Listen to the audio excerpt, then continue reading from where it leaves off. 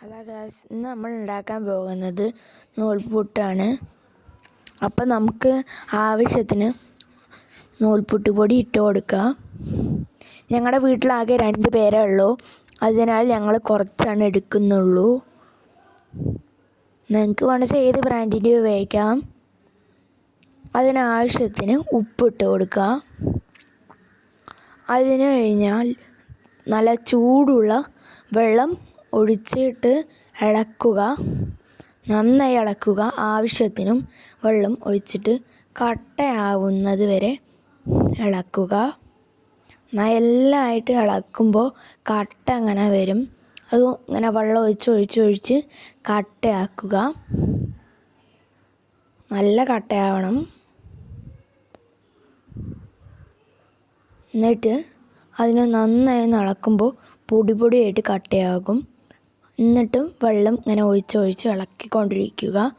വെള്ളം കൂടാനും പാടില്ല, ഒഴിച്ചിട്ടാണ് ചെയ്യാൻ പാടുള്ളൂ.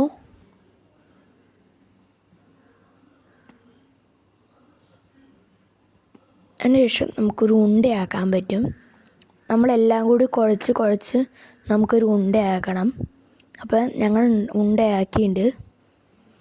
അതിനുശേഷം നമ്മളൊരു നൂൽപുട്ടിൻ്റെ ഇത് ഫുള്ള് നിറയ്ക്കുക. തേങ്ങ എല്ലാത്തിലും ഇട്ട് കൊടുക്കുക. ഞങ്ങളൊരു പാത്രത്തിൽ നിന്ന് എല്ലാ പാത്രത്തിലും ഇടുകയാണ്. എല്ലാത്തിലും ഇട്ട് കൊടുക്കുക. അതിനുശേഷം നമുക്ക് തിരിച്ച് എല്ലാ ഇതിക്കും നൂൽപുട്ടാക്കാം.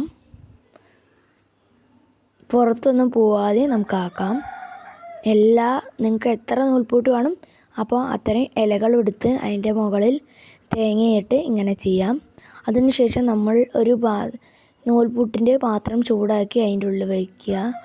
എന്നിട്ട് അത് തുറക്കുമ്പോൾ നല്ല ടേസ്റ്റി ആയിട്ടുള്ള നൂൽപുട്ടുകൾ കിട്ടും.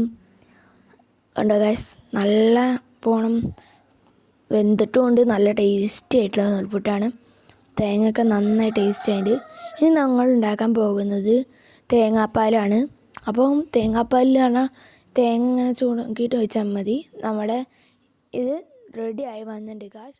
ആരെങ്കിലും സബ്സ്ക്രൈബും ലൈക്കും ചെയ്യാത്തതുണ്ടെങ്കിൽ വേഗം തന്നെ ലൈക്കും സബ്സ്ക്രൈബും ചെയ്യുക. ബൈ.